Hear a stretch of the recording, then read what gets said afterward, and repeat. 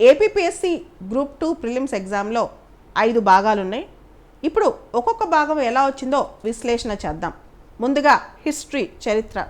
మీరు చూస్తే 1857 తిరుగుబాటు మీద question, all India trade union Congress సంబంధించిన క్వశ్చను, మింటో మార్లే రిఫార్మ్ సంబంధించిన క్వశ్చను, హరప్పా సైట్స్ కింద వాటిలో ఏది హరప్పా సైట్ కాదు, ఏది హరప్పా సైట్ అవును అనే క్వశ్చను, గవర్నర్ జనరల్స్ టైంలో ఏ ట్రీటీస్ అని వాళ్ళు చేసిన పనులేంటి, మెక్కాలే ఇచ్చిన స్టేట్మెంటు, అదేవిధంగా మోడర్న్ ఇండియాలో సేవా సదన్, సేవా సమితి ఇలాంటి సంస్థలు ఎవరు స్థాపించారనే క్వశ్చను, ఏన్షియంట్ ఇండియాకి వస్తే హర్షవర్ధన యొక్క లిటరేచరు, ఆయన యొక్క పుస్తకాలు, ఆయన టైంలో ఉన్న పుస్తకాలు, పర్మనెంట్ సెటిల్మెంట్, ఢిల్లీ సుల్తానేట్లో రకరకాల రాజులు వాళ్ళ టైంలో ఏమేమి ఇంట్రడ్యూస్ చేశారు, ఇటువంటి క్వశ్చన్స్ అన్నీ కూడా మనకి హిస్టరీలో వచ్చాయి. ఈ క్వశ్చన్స్ మరీ టఫ్ క్వశ్చన్స్ అనలేము, కానీ కాస్త ప్రిపేర్ అయితే బాగానే మనం హిస్టరీ క్వశ్చన్స్కి ఆన్సర్స్ చేయొచ్చు. ఇకపోతే ఏపీపీఎస్సీ గ్రూప్ 2లో జాగ్రఫీ ప్రశ్నలు ఎలా వచ్చాయి? బేసిక్స్ బాగా చదువుకున్న వాళ్ళకి, జాగ్రఫీ పైన కాస్త అవగాహన తెచ్చుకున్న వాళ్ళకి, కొంచెం టెస్ట్ సిరీస్లు ప్రాక్టీస్ చేసి వెళ్ళిన వాళ్ళకి ఈ ప్రశ్నలు పెద్ద కష్టం అనిపించలేదు. కానీ అసలు జాగ్రఫీ టచ్ చేయకుండా పైపైన చదువుకు వెళ్ళిన వాళ్ళకి మాత్రం ఈ క్వశ్చన్స్ కొంచెం కష్టంగానే ఉన్నాయి. మనం చాలా క్వశ్చన్స్ చూస్తే రైల్వే జోన్ సంబంధించిన హెడ్ క్వార్టర్స్ క్వశ్చను, బిలాస్పూర్ సంబంధించిన క్వశ్చను, అదేవిధంగా ఆంధ్రప్రదేశ్లో మినరల్ రిసోర్సెస్ సంబంధించిన క్వశ్చను, ఆంధ్రప్రదేశ్లో tourist spots Suryalanka beach, Kothapatnam beach, వీటి మీద క్వశ్చన్స్, అదేవిధంగా మనం జాగ్రఫీలో ఎర్త్క్వేక్ ఎపీ సెంటర్ మీద క్వశ్చన్స్, తర్వాత రకరకాల ట్రైబ్స్ వాళ్ళు ఉండే లొకేషన్స్ దాని మీద క్వశ్చను, తర్వాత రివర్ సిస్టమ్స్ మీద క్వశ్చను, టెంపరేట్ గ్రాస్ ల్యాండ్స్ ఎక్కడున్నాయి ఇలాంటి క్వశ్చన్స్, సింధు రివర్ సంబంధించిన క్వశ్చన్స్, దానికి సంబంధించిన అట్లెస్ కాళీ రివర్స్ దానికి సంబంధించిన అంశాలు, ఈస్టర్న్ ఘాట్ సంబంధించిన క్వశ్చన్స్, ఇట్లా యంగ్ ఫోల్డ్ మౌంటైన్ సంబంధించిన క్వశ్చన్స్, రకరకాల క్వశ్చన్స్ వచ్చాయి. నూనె గింజలు చాలా బాగా న్యూస్లో ఉందన్నమాట. ఇవన్నీ క్వశ్చన్స్ రెగ్యులర్గా మనం జాగ్రఫీలో ప్రిపేర్ అయ్యే క్వశ్చన్సే.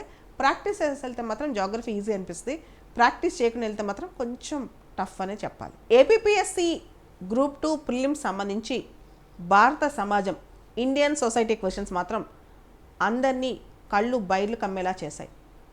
చాలామంది అభ్యర్థులు వీటిని టఫ్ క్వశ్చన్స్ అన్నారు. నిజంగా టఫే. కొన్ని క్వశ్చన్స్కి అయితే చాలామందికి ఇంకా సమాధానాలే తెలియవు అనమాట. ఓవరాల్గా చూసుకుంటే ఇండియన్ సొసైటీ, మెంటల్ ఎబిలిటీ బాగా టఫ్గా వచ్చినట్లు లెక్క ఏపీపీఎస్సీ గ్రూప్ 2 ప్రిలిమ్స్లో. అంటే గ్రూప్ 2 స్థాయికి ఆ సొసైటీ క్వశ్చన్స్ సివిల్ స్టాండర్డ్లో వచ్చాయని కూడా చెప్పొచ్చు.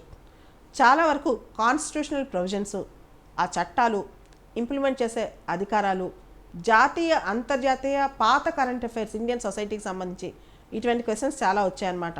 ఉదాహరణకి ఆర్టికల్ 164 క్లాజ్ 1 సంబంధించి ట్రైబల్ వెల్ఫేర్ ఇన్ఛార్జ్ మినిస్టర్ సంబంధించి క్వశ్చన్స్ రాష్ట్రాలు కనెక్ట్ చేస్తూ అడిగారనమాట.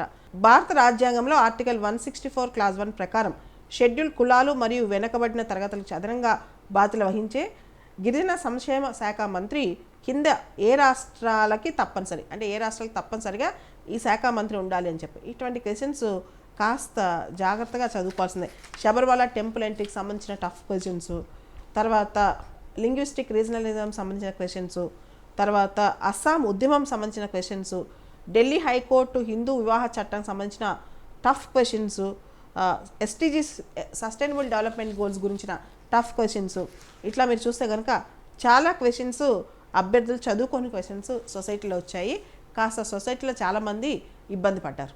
అయితే భారత సమాజానికి చెందిన క్వశ్చన్స్లో కొంత ప్రిపేర్ అయితే ఒక 15 క్వశ్చన్స్ వరకు అయితే పెట్టవచ్చు. వివాహ వ్యవస్థల గురించి, లేకపోతే ట్రైబల్ కల్చర్స్ గురించి, వీటి గురించి కొన్ని క్వశ్చన్స్ మనం డైరెక్ట్గా కాస్త కష్టపడితే మనం గుర్తుపెట్టుకుని చేస్తే కనుక కొన్ని క్వశ్చన్స్కి ఆన్సర్స్ పెట్టే అవకాశం ఉంది. అంబేద్కర్ స్టేట్మెంట్ కానీ ఇలాంటి క్వశ్చన్స్కి చేసే అవకాశం మనకు కనిపిస్తుంది. కాకపోతే అంత ఈజీగా అయితే భారత సమాజం క్వశ్చన్ పేపర్ లేదు. కరెంట్ అఫైర్స్ బాగా ప్రిపేర్ అయిన వాళ్ళకి కరెంట్ అఫైర్స్ చాలా ఈజీ. అయితే ఇక్కడ విచిత్రమో ఆశ్చర్యమో చెప్పలేము, కానీ ప్రస్తుతం జరుగుతున్న కరెంట్ అఫైర్స్ కూడా మనకి ఎగ్జామ్లో వచ్చాయి. మిలాన్ ఎక్సర్సైజ్ మీద క్వశ్చన్ వచ్చింది. అదేవిధంగా 2024లో ప్రపంచ ఆరోగ్య సంస్థ మలేరియా రహిత ధృవీకరణ పత్రాన్ని ఏ దేశం సాధించింది? 2024 రిలేటెడ్ కరెంట్ అఫైర్స్ కూడా బాగానే కనిపించే క్వశ్చన్ పేపర్లో. అంతెందుకు ఫిబ్రవరిలో ఇప్పుడు జరుగుతున్న కరెంట్ అఫైర్స్ కూడా క్వశ్చన్ పేపర్లు వచ్చాయి. అంటే ఇంతకుముందు అనుకునే వాళ్ళం కరెంట్ అఫైర్స్ నెల రోజుల ముందు వరకు చదవాలని, ఇప్పుడు అట్లా కాదు. ఎగ్జామ్ ముందు రోజు కూడా కరెంట్ అఫైర్స్ చదివి వెళ్ళాల్సిన పరిస్థితి అనమాట. బాగా ప్రిపేర్ అవుతే 30 క్వశ్చన్స్లో కనీసం 20-25 క్వశ్చన్స్ కరెంట్ అఫైర్స్లో ఆన్సర్స్ పెట్టొచ్చు. చాలా క్వశ్చన్స్ మనం ముందే డిస్కస్ చేసిన క్వశ్చన్స్ కూడా చాలా వచ్చాయి కరెంట్ అఫైర్స్లో. మీరు కాస్త ఫాలో అయ్యి ఉంటే కనుక గత 6 నెలలు 7 నెలల నుంచి, అంటే సెప్టెంబర్, అక్టోబర్, నవంబర్, డిసెంబర్, జనవరి, ఫిబ్రవరి 6 నెలల నుంచే ఎక్కువ కరెంట్ అఫైర్స్ వచ్చాయి. 30 క్వశ్చన్స్లో దాదాపు 20 క్వశ్చన్స్. ఏపీపీఎస్సీ గ్రూప్ 2 ప్రిలిమ్స్లో మెంటల్ ఎబిలిటీ క్వశ్చన్స్ అందరికీ చుక్కలు చూపించాయి. ఇన్ఫ్యాక్ట్ చెప్పాలంటే క్వశ్చన్స్ టఫ్ అనే కన్నా లెందీ అని చెప్పొచ్చు. 30 క్వశ్చన్స్లో దాదాపు 10 క్వశ్చన్స్ పైన ఒక్కొక్క క్వశ్చన్ సాల్వ్ చేయాలంటే 5 నిమిషాలు తీసుకోవాలి. క్యాలిక్యులేషన్స్ కూడా చాలా చేయాల్సిన క్వశ్చన్స్ అనమాట. ఈ లెందీ క్వశ్చన్స్ వల్లే చాలామంది ఇబ్బంది పడిపోయారు. ఓవరాల్గా ఇంత టఫ్నెస్ అవసరమా మెంటల్ ఎబిలిటీ అనే ప్రశ్నించేవాడు కూడా చాలామంది ఉన్నారు. కాబట్టి ఎవరైతే అక్కడ స్టక్ అయిపోయారో, ఎక్కువ మెంటల్ ఎబిలిటీ మీద దృష్టి పెట్టి స్టక్ అయిపోయారో వాళ్ళకి టైం చాలా వేస్ట్ అయి ఉంటుంది. అందుకనే మెంటల్ ఎబిలిటీ 10 మార్కులు వస్తే గుడ్, 15 మార్కులు వస్తే 30కి వాళ్ళు ఇంకా టాప్ అని చెప్పొచ్చు. అలా ఉంది ఏపీపీఎస్సీ గ్రూప్ 2లో మెంటల్ ఎబిలిటీ క్వశ్చన్స్ పరిస్థితి. ఏపీపీఎస్సీ గ్రూప్ 2 ప్రిలిమ్స్ ఓవరాల్గా మనం చూస్తే ఒక సెక్షన్నో 2 సెక్షన్లో నమ్ముకుని పరీక్ష వెళ్ళకూడదు. నేను మెంటల్ ఎబిలిటీ చాలా బాగా చేస్తాను, 30 out of 30, లేదా నాకు హిస్టరీ బాగా వచ్చు, అట్లా వెళ్ళకుండా అన్నీ కాస్త బ్యాలెన్స్డ్గా ప్రిపేర్ అయ్యి ఎక్కువ ఎగ్జామ్స్ ప్రాక్టీస్ చేసి నెగిటివ్ మార్కింగ్ని బాగా డీల్ చేయగలిగిన అభ్యర్థులే ఈ పరీక్షలు పాస్ అయ్యే అవకాశం కనిపిస్తుంది.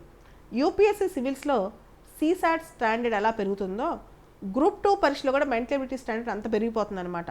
కాబట్టి ఏదో ఒక సెక్షన్లో ఒక సెగ్మెంట్ని నమ్ముకుని కాకుండా అన్నింటినీ బ్యాలెన్స్గా చేసుకుని వెళ్తేనే, టైం మేనేజ్ చేసి నెగిటివ్ మార్క్స్ని మేనేజ్ చేయగలిగితేనే అభ్యర్థి విజేత అయ్యే అవకాశం కనిపిస్తోంది. దాంతోపాటు కట్ ఆఫ్స్ మాత్రం గణనీయంగా తగ్గే అవకాశం కనిపిస్తోంది. 45 నుంచి 50 వస్తే బాగా వచ్చినట్టు, లేదా 40 వచ్చిన వాళ్ళు కూడా ప్రిపరేషన్ మొదలెట్టచ్చు. 100, 80 వచ్చేవాళ్ళు 100కో 100కో ఒకళ్ళు ఉంటారు. అంటే 4 లక్షల మందిలో 100కి మించి 100 మందికి కూడా రావు.